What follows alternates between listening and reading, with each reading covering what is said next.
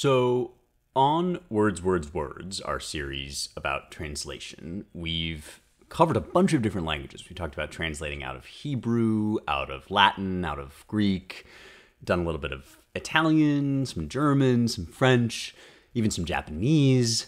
Now we face our greatest challenge of all because somebody has asked me how to translate English.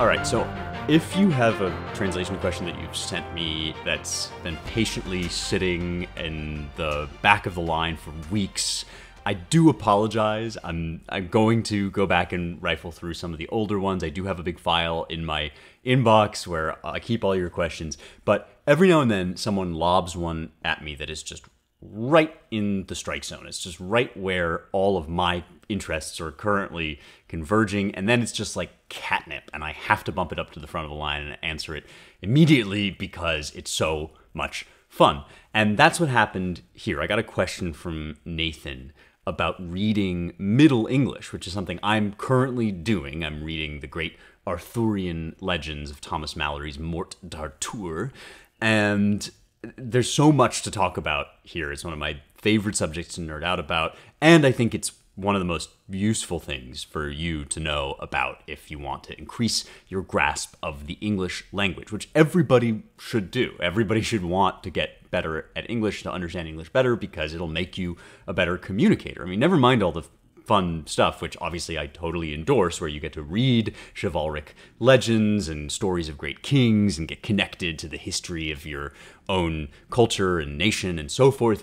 But just at a purely practical level, you will be a better husband, wife, father, friend, whatever your job is. You'll be a better salesperson, you'll be a better teacher, you'll be a better whatever if you can use language better than your average bear. And this is something like these are gains that people leave on the table. Like, this is something that you can work at and pick up and enjoy and get better at, that a lot of people don't. And this is in part, I think, a consequence of this weird position that we find ourselves in as native speakers of English, or just users of the English language, that we are strangely disconnected from our incredible past, our amazing history, linguistic history, as people who speak English. And there's a bunch of reasons for that I want to get into, but let me first read the question from Nathan.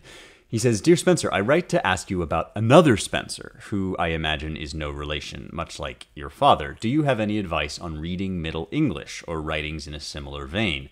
I have tried several times to start Edmund Spenser's The Faerie Queene, but struggle with having to stop regularly to parse a particular word or spelling, which apparently was written too late to be truly Middle English, but bears many similarities to it. I ask in part because you are working your way through Le Morte d'Arthur." This is true, right? A work I would also like to read, although The Once and Future King is my favorite Arthurian tale so far. Okay, well, I hope that I am your favorite Spencer so far, even despite your having now tried to read the great poet Edmund Spenser. I would never personally presume to claim for myself the title of best Spencer ever. And certainly there have been a lot of great Spencers because it's a really great name. But if you, dear listeners, wanted to write in and nominate me for the title Best Spencer Ever, I would suppose I would be forced to accept and make this acceptance speech that I have here prepared in my pocket. But, of course I would never presume to elevate myself to that position. But if you guys think so, well, there we are. In seriousness, though, this is a really excellent question, and it enables us to take a closer look at something that I have touched on, kind of sprinted over the surface of a million times on the show, and that's the history of the English language, which is not like the history of other languages. We speak, as English speakers, a language kind of unlike any other, although there are others that are similar, and of course, every language has its own unique flavor, history, yada yada, blah blah blah. But English is weird, and it's weird for a lot of contingent historical reasons that make it way more complicated, way more difficult to learn, but also way more variegated and complex and weird and messy than a lot of other languages. And this can be a problem. It can mean that we have a hard time using English correctly, getting our usage of the language under control, communicating effectively, but it also means that if you can wield this language well, there's almost nothing it can't be made to do. Every shade of nuance, every variety of human experience, by rummaging around in the history of this language, you will find somewhere a way to describe what's going on, which, again, is not always truth. That's not a guarantee. Not every language has this much variety in it. And those sorts of words, which some of them have fallen out of use, some of them are rattling around in the more obscure corners, all have played a part in the development of the language as it is now. And so when we speak modern English, we're often using words just for their surface meaning, when under that surface there's this enormous set of resonances, shades, nuances that come from the history and are still there, latent, embedded in the language. It's just that we don't have the awareness of them that would enable us to take ownership over our usage of them. And once you gain that awareness, once you've read a bunch of older English texts, you start to find that you have a greater facility with the language. It's like if you're walking around in an army where everybody's been issued the same gun, but you know the history of firearms, and so there's a little lever that if you cock it just right here, your aim will be improved 10x. Or if you're a car expert and some guy's got a great car, but he doesn't know how to look under the hood, right? And you know all about the history of this car and how you can juice it up and modify it and wield it most effectively. That's what this is like. It's like looking under the hood of the English language and getting a feel for this vast history, which typically we are kind of alienated from. And if you compare us to, say, the French, right? The French are not in this same position, and any self-respecting Frenchman will tell you so with great pride and elan and excitement, because the French have what you might think of as kind of a purebred language with a really clean, particular pedigree that comes right straight from Latin. This is a grade A, bona fide Romance language, certified 100% pure. It comes straight from the Romance region of France. No, it comes straight from Latin. And yeah, there are other influences. There's the Franks, and there's the various, they're called langue d'oil, which is a kind of family of languages from the region where modern standard French comes from. There's other stuff that comes in and influences the language, but basically you can trace most words in French in this straight historical line through its lineage back into Gallic Latin, which is sort of this variant, this dialect of Latin that gradually emerges and eventually distinguishes itself from the other Romance languages and from Latin itself and becomes its own language. And it's possible to write a really clear kind of history instead of rules. And the French have a whole government agency devoted exactly to this. It's called the Académie Française. It was established under the height of the French monarchy, under Louis XIII, by Cardinal Richelieu. This became like the place where you would go if you wanted to know about official French. Then, whoops, the French Revolution happened, and of course things like the Académie Française looked elitist and monarchist and fascist and evil and all the bad, nasty things that the French Revolution set itself against. But then Napoleon comes in, and as he often does, kind of reestablishes control, brings the hens back into the hen house, and refurbishes, reskins the Académie Française. So now it exists to this day, thanks to Napoleon. And technically speaking, their job is to put out a dictionary that tells you what the right way to speak French is. And so it's not as if any random guy on the street that you find in France is going to speak pristine French. I was trying to think what the version of the King's English would be in French. We say the King's English, right, for proper English. They don't have a phrase, I guess, like Napoleon's English or the Academy's English. But I did, check in with my friend Chris Caldwell, who's a fabulous expert speaker of French and very well acquainted with French culture. And he says, nowadays the Academy has become sort of a ceremonial kind of body that, like, you get it's like an award to be nominated to the Academy. But there is something called Le Bon Usage, which is a reference work about what's right to say. And it was edited before World War II, says Chris, by someone named Clévis. And so sometimes it's just called Le Clévis. And you have these resources in French for what the right way is to speak the language. They have official sanction. You might say there's kind of like a creepy fascist element of this, because of course governments do want to control language, but there's also a real use to it, which is that it creates this through line, which is already there in the history, so that the French language as it is spoken today has discernible, obvious links to the French language as it was spoken, like, under, I don't know, the kings after Charlemagne, right? Like, there's a real clear line. And one way that I know this is that I, who am not a native speaker of French, but do speak and read modern French, can pretty well puzzle my way through Le Chanson de Roland, which is a medieval French text from the 12th century. And yeah, it's not in obvious French. It takes some doing for me to kind of work my way into reading it, but I can read it a whole lot better than I can read Beowulf, which is technically in English, but an Old English poem from the 900s. So think about that for a second. I, who am a native speaker of English and a foreign speaker of French, can read medieval French more easily than I can read medieval English, which tells you the kind of weird position that we are in as speakers of English, that we are cut off from, separated by a common language from our ancestors and from the history of our civilization. And this problem is exacerbated by the fact that there's not one country, but two mother countries for English now, right? American English is different from British English. But the problem goes way deeper than that. It goes back into the history, the specific history of this weird island that we now call England. And even that name will help us to get into speaking about this history, because England is an Anglo-Saxon word, and in fact is derived from the Angles, who are a Germanic tribe. They're from northern Germany and what is now Denmark. And during around about 500, before and after 500-ish, you get these invasions from the north of Germany and from other areas that speak these Germanic languages, which are separate etymologically, historically, from Latin. They do, we think, share a distant common ancestor called Proto-Indo-European, but all of that is very speculative, and it's distant enough that those are already separate. Germanic languages and Latinate languages count as belonging to separate, at least major branches of a very, very old tree, and they are, different languages. The Angles go across the sea and they invade this island, which before them is not called England, because England is their word for themselves, the Angles.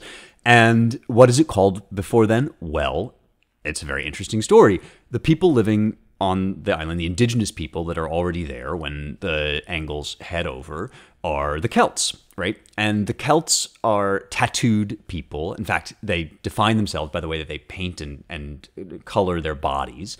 And their word for themselves is Pretani, which is a Celtic word, meaning essentially painted peoples.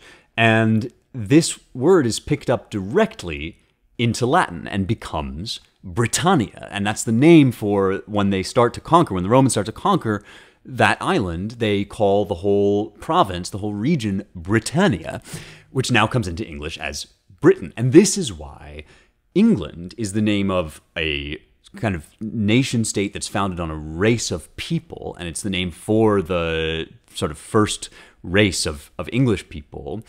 And Britain is a more amorphous geographical term that describes the whole region and whatever is under the control of the crown.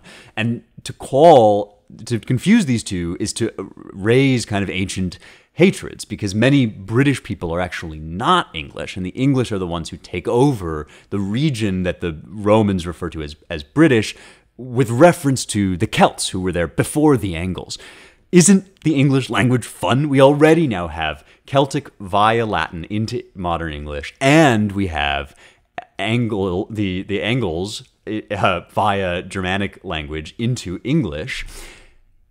which at this point, at this stage, around about 500, is called Anglo-Saxon, because the Angles come over, so do the Saxons, another tribe, and under their rule, we get what we would call the first kind of original English, Old English, which is not just a term meaning English from a long time ago or something in English from a long time ago, but an actual separate and distinct language that exists from around this time up until 1066 and is spoken during this specific historical period. And there's actually an interesting kind of philosophical like birdwalk we could go on here about what really makes a language separate from another language. Why is Old English a different language rather than just a variant or a dialect of the language we now speak? And you might say it's a spectrum, it's not a binary, but even spectrums, right, have distinct regions on them. And one good rule of thumb that linguists use that we can use here without getting too deep in the weeds is to say that if two languages are mutually unintelligible, then they really are different languages. They're not just dialects or variants, they're different languages. And that means that if you're speaking your language and I'm speaking my language, and I can't understand you and you can't understand me, we're mutually unintelligible. So that's a pretty good bet that those are different languages. If native speakers can't understand one another, then they're probably speaking different languages. And this is true for us, speakers of modern English, when we go back and read Old English. Without help, without training, you can't just pick up a book in Old English and read it because it's basically this like Germanic variant, right? It's this development out of the conquering Angles and the conquering Saxons. And there's a really fascinating and exciting mystery that nobody quite knows the answer to about why there's not more Celtic intermingling, why the Celtic language doesn't kind of mix more and become part of Old English. Some people think that they might have lived so separately that they never really had a lot of commerce. But in any case, when you're looking at Old English, what you're looking at is basically the language of these tribes that came in and conquered, and therefore not a Romance language, not a language that's descended in any direct way from Latin. These Anglo-Saxons go on ruling the country or ruling the place that will become the country and speaking their fun language and doing their fun things, wars, kings, whatever, until a watershed moment in the history both of the world and of the English language, 1066, the Norman Conquest, the Battle of Hastings. William the Conqueror, who is this Norman conqueror, comes in and basically takes over. And the Normans are, for all intents and purposes, French. They speak a variant of what will become the French language, and French, in turn, as I have just said at some length, is derived from Latin. And so this is how Latin becomes one of the principal ingredients of the English language. It's not because we are a Romance language like Italian or French, it's because we have this foreign import, really, from the French, and this explains why the multisyllabic fancy words in our language, the more kind of elevated sounding words in our language, are often Latinate, and they often come from French because they are this snooty French words from the Latin language and the ruling class that took over after the Norman conquest. And now we have all of these words like fidelity, right, that we use now to describe things which feel to us more elevated because it became the language of the ruling class, and Anglo-Saxon was demoted to the language of the peasantry. And so our single syllable words like man, right, and woman, these become more pedestrian, and to this day remain, as because this history is continuous, these to this day remain sort of our lower register words. But this is one reason why English has so many different kinds of registers, is that there's already a scale being created that you can travel up and down for more and less formal kinds of English. And that's only getting on to Middle English. So 1066 is the start date for Middle English, and you now have in place basically the two ingredients that you need to make English, because the transition out of Middle English and into Modern English is not the same kind of transition as the one from Old into Middle. When you arrive at Middle English, you've introduced a whole new source of etymological history, that is Latin via French. But when you arrive at Modern English, you're not introducing yet a third new source so much as you are trying to standardize what is now a total beautiful mess, a beautiful mess, but a mess, right? This unruly kind of grab bag of mongrel words and all of these weird historical accidents that have happened. In the transition to modern English, which is complete by the 17th century, so for example, if you're reading Shakespeare, even though it sounds old-timey, you are reading modern English. It's not mutually unintelligible. You can read it as a speaker of modern English. So around that time, as we're getting into the reign of King James, we've reached the end of several hundred-year period of standardization and simplification. And I would say this probably begins with the printing press, which is a technology that enables you to disseminate one variant of a kind of polyvalent language, right? If you've got a bunch of different versions of this language, but you print one version, then you can start to standardize. And William Caxton in the 15th century is the guy who brings in the printing press and kind of creates the technological means for standardizing the language. But there's also a political reason why modern English is happening during this period, and that's because the monarchy is consolidating its power. In fact, we're looking really in the early modern era at the time when monarchies in nation states are starting to become as powerful as they will ever be. In the medieval era, there is a king, obviously, but he has to gain his power by gaining the support of all these different barons and other little local kings, sometimes they're called, and fiefdoms and all these the aristocracy, basically, right? The barons and all those, that the king has to win over if he wants to really rule as king.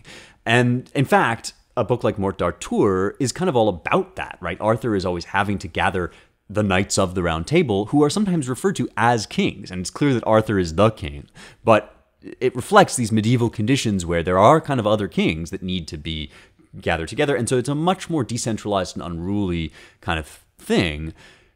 In modernity, in the early modern era, you have things like the growth and the power of the nation state. And in England, you have the Plantagenets, and then, you have a civil war, but then out of the civil war emerges the Tudor dynasty, and then following, you got the Jacobean period, and just generally a time when the kings are starting to really exert control, and it's going to lead into the empire, right, and the conquest of the New World and all of this stuff. So if ever there was a time when England was going to do a thing like the Académie Française, where they took state control over the language, it would have been now. Now, we didn't do that. That it was at this same period, right, in the 1600s, that the French Académie Française comes into being. And so it's the same kind of vibe, right, that's moving through Europe, but England's a very different country. And so it's, in the 1600s in England, you don't have this official government control over the language, but you do have this standardization and simplification. And it applies kind of across the board. Things change, like the way that we pronounce words gets simplified and standardized. This is called phonology, not phrenology. That's something very different, but phonology, P-H-O-N-O-L-O-G-Y, which is the sort of science or the practice of how you pronounce words, and morphology, which is how words are spelled and written and constructed. This all starts to kind of shift into a more standardized form. And so the pronunciation and the shape and the appearance of the language becomes much more recognizable to us. And that's why modern English at this point really is modern, right? The grammar too. So you get the reassertion of a sort of standard subjunctive, which has now kind of fallen away a little bit again, but you get that. You get a few different auxiliary verbs, like do, the way that we use do now in English kind of comes from this period. But basically what you're getting is the rules are getting laid down and things are starting to come more under centralized control, a process which has only continued up to the age of the internet, right? As you have better technology, as the world becomes more interconnected, variants don't go away, but they do become easier to marginalize. And so now we speak a modern English that is recognizably the same language as the English of Shakespeare, even though, lo, how the mighty have fallen, right? Even though, of course, we don't speak in the same way, and there's been more simplification, more slang, and the internet has kind of scrambled things up again a little bit. But that's further ahead than our story needs to go for now, because what we have to think about now is, well, okay, so we've arrived at a point where we are speaking now modern English, and things have been kind of standardized, and this has all sorts of benefits, and the language really does come into its own during this period, as clearly shown by the fact that now you get like Milton and Shakespeare and our great poets, right? But one thing we've also done is cut ourselves off from our wild and crazy youth, where we were just creating words willy-nilly and taking them from here and there and conquering and getting conquered, right? And so now we're in a position where this whole carnivalesque history of English is no longer directly accessible to us, which we can see when we go back and we try to read Middle English or Old English. We find that they are basically mutually unintelligible. So we would like very much to hear about the stories of King Arthur and to know about our past and our ancestry. But here's what happens when we try. Here's Beowulf, right? The opening of Beowulf. What? We gardena in jardagum, theod Köninge, thrimje frunon, hu tha athelingas ellen fremedon, oft shield shaving, shaden a threatum, monigum megthum, mea dosetla oftea, exoda erlas. Sidan erst werth verschaft funden, he das frovrie bad, works under woknum, werth mundum tha, o that him agulch thara im sittendra, of hronrada hiran shoulder gomban yildan. That was good kerning. Did you get all that? No, you did not, right? It sounds awesome, and there's some great lines in there. Offer hronrada, which, just to give you a sneak peek, means over the whale road. Great phrase, right? Lots of beautiful stuff in here, but it's amazing to think that this is in some sense English, that this is in our history. And somewhere deep beneath the surface of the ice, there is this, that power, that force of that language is alive still, but it's been churned up into the history of our language. And so in order to get a handle on it, we have to somehow figure out how to read works like this, or at least gain a certain familiarity and fluency with our own history. But this is not going to be a podcast about how to go away and learn Old English. Because first of all, I'm no expert, and I'm sure that I mispronounced a bunch of words there, and there's all sorts of stuff that, like, I don't know about how to do this, and people spend their whole lives learning to become fluent in these other languages. But, like, let's be real, right? You know, the new Prince of Persia is out, and, I mean, there's a lot of really fun side quests, and, like, Ripley's pretty good on Netflix. So, honestly, you do not have time. We are busy people. You don't have time to go away and, like, learn Old English as its own language. And you shouldn't have to just in order to get better at speaking modern English, and you don't have to. So, what this series is going to be about is, like, some basic pro tips, pointers, and hacks for how to get started acquainting yourself with the deeper, richer history and variety of your own language. You know, like, your standard issue English language doesn't come with an instruction manual, but here's how you can unbox it a little bit and get beneath the surface. And here's my first hot tip that's going to dictate how we do this. It feels like it should be best and most reasonable and natural to start at the beginning and move forward, right? To go back to Old English and figure out how Old English works, and then gradually work your way up forward in time to modern English. But this is the secret. It's actually easier and in some ways smarter to start in the present and work backwards through time. In other words, start by reading stuff that you can easily understand, then maybe read something from the 19th century that doesn't quite line up to the way you now use English, and then maybe read some Shakespeare, right? Acquaint yourself with some Shakespeare plays, maybe read some Thomas Wyatt. Now you're getting up to the edge of Middle English, then go back to Thomas Mallory, who's actually a really good use case for this because he is late Middle English. He's almost early modern English, and so very close to kind of like the easiest difficulty setting would be Mallory. Then maybe you go and read some Chaucer and some Spenser, and then finally, maybe like you're reading The Wife's Lament or you're reading Beowulf. And the reason for this goes back to that climbing wall, right? Remember from on Tuesday I was talking about how knowledge is a climbing wall, and you have to start from your surest foothold, from the place where you have the surest grasp. And that's modern English. We all, if you're a native speaker or if you're a fluent speaker of modern English, we all have the surest grasp of this language that we speak now today. And what's most nearly related to this language is the thing that's nearest to it in time, that is the immediate past.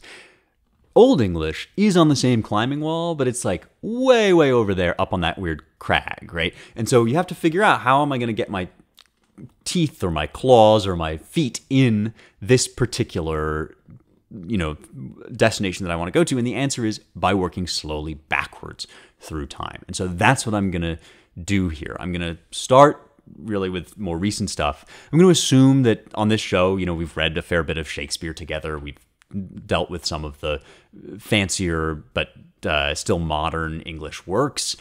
You can listen to me reading Milton on my Substack at rejoiceevermore.substack.com.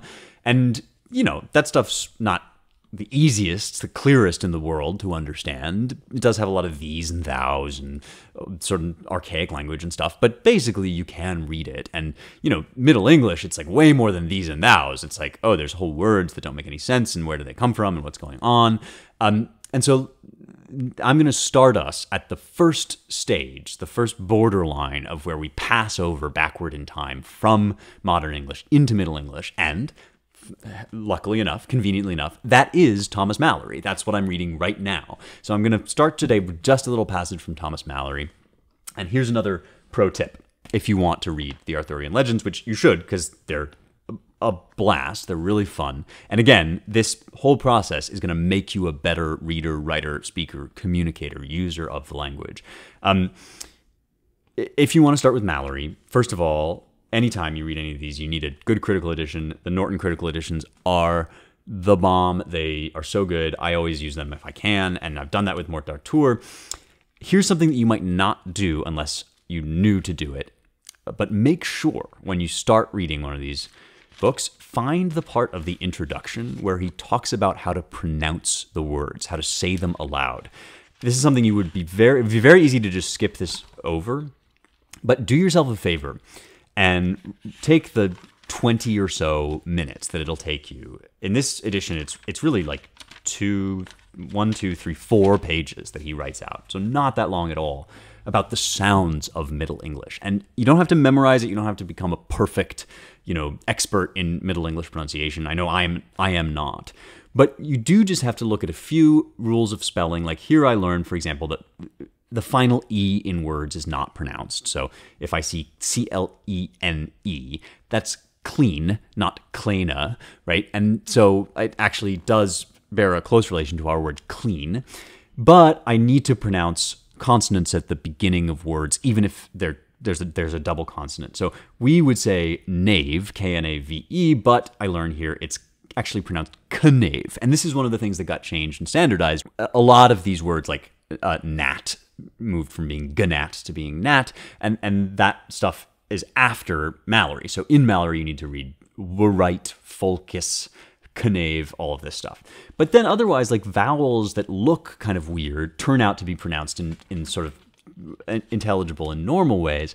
And that is very important, because if you just crack open this book and you look at it, and I've posted some pictures of myself reading this online, and people are like, your book is having a stroke, right? It looks so weird.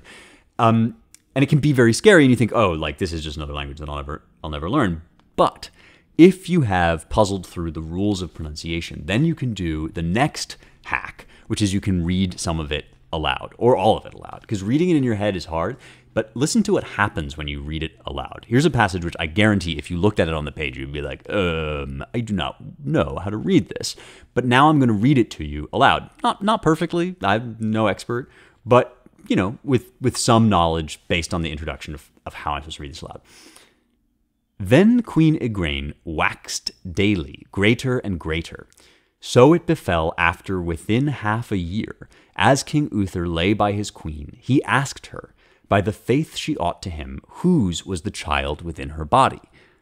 Did you understand that? I think it's relatively, you can grasp what's going on here, right? You may not get exactly every word on first reading, but the king, this is Uther Pendragon, the father of Arthur, comes to Queen Igraine and asks who got her pregnant.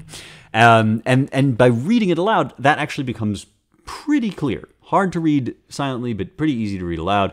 The rest of the story is quite fun. This is the beginning of the text because we start with the birth of Arthur, and this is about his mom being pregnant with him.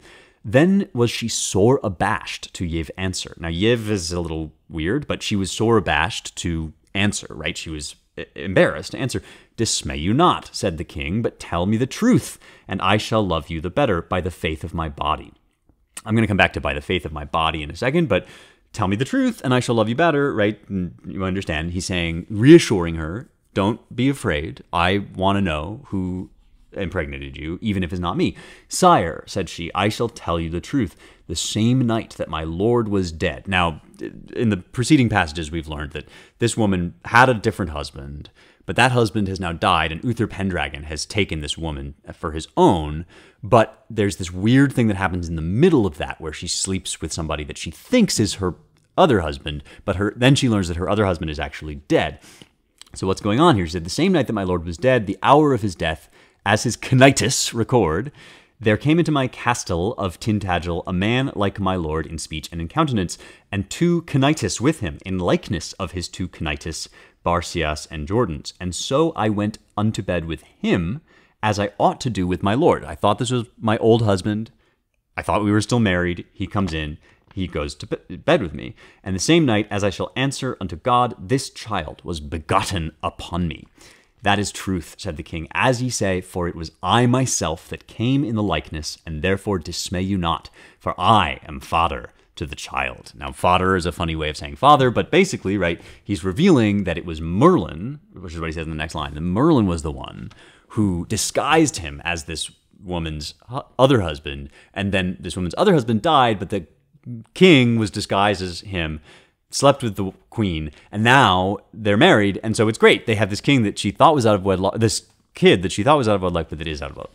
Complicated story, but legible if you read aloud with some knowledge of how to pronounce these words in basically modern English. And so that's the first step, right, is just dipping your toe into something that is one step over the line into Middle English. It gets harder as you go further back, but once you have practice, you can start to learn stuff. And when you look at the things that are different, you will realize stuff about modern English that you never knew. Even basic things like this phrase, he asked her, by the faith she ought to him. Now, that's not a meaning of the word ought that we would use today. We wouldn't say we ought somebody faith. What would we say? We would say, I owe you allegiance, right? I owe you a certain degree of fidelity or honesty. And the minute you think that, you realize that there is this deep subterranean relationship between our word owe that we use in the modern sense and our word ought, which we also still use, but more in the sense of should, right? You ought to do this. And so ought, the simple word ought, has this deep, rich connotation of like owing somebody allegiance, or what you owe to God or to righteousness or to truth. And so now when you say ought, you realize there's this inherent kind of moral chivalric power in it, right? What you ought to do is what you owe to God, what you owe to the moral code and to honor and to all of these things. And that enables you to use the word ought in a more powerful way than you otherwise would, and then other people are going to be able to.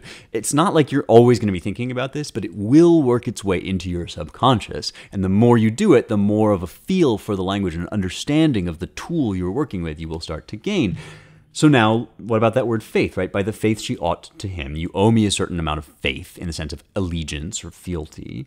And then in the next couple sentences, the king says, tell me the truth, and I shall love you the better by the faith of my body. Now, this is one step further away from our typical use of that word faith, and it's actually spelled differently, because remember, spellings aren't as standardized now as they are in the future.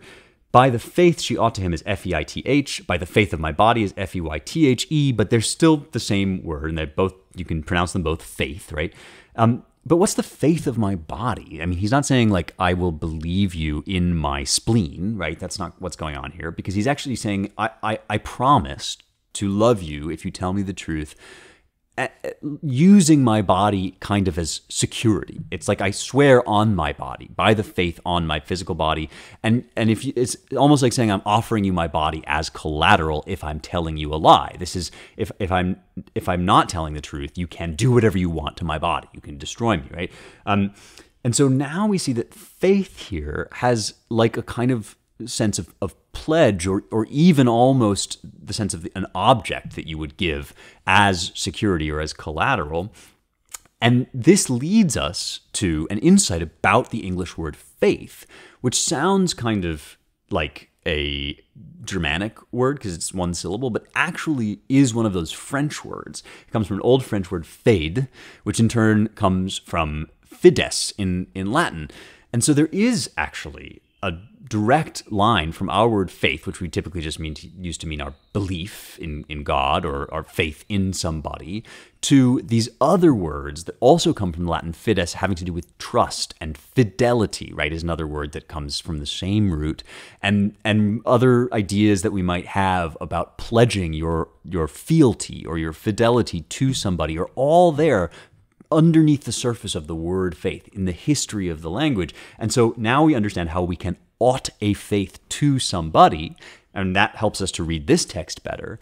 But we also understand our modern words ought and faith much, much more deeply and with a much firmer grasp of that kind of under the hood knowledge of the language. And I promise this will help you in whatever you are doing. It never hurts to be a better communicator. And this is one great way to become a better writer, a better reader, a better thinker, a better speaker.